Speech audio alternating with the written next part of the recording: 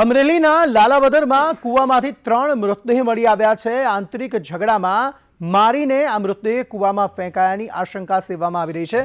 શ્રમિકોના અંદરોઅંદરના ઝઘડામાં જ મોત થયાના આક્ષેપ લગાવવામાં આવી રહ્યા છે। કૂવામાંથી એક શ્રમિકની લાશ બહાર કઢાઈ છે અને પોલીસને જે ટીમ છે તે ઘટના સ્થળે પહોંચી ગઈ છે અને વધુ તપાસ હાથ ધરવામાં આવી છે। દશરથસિંહ વધુ માહિતી આપી રહ્યા છે। દશરથ, જણાવશો શું વધુ વિગતો?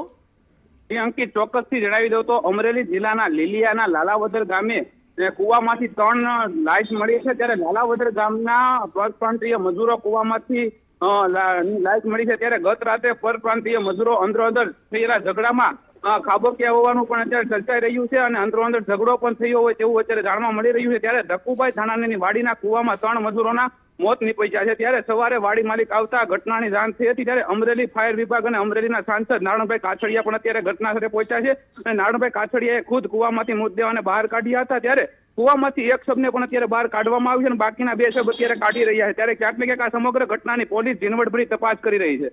આભાર સમગ્ર માહિતી આપવા માટે।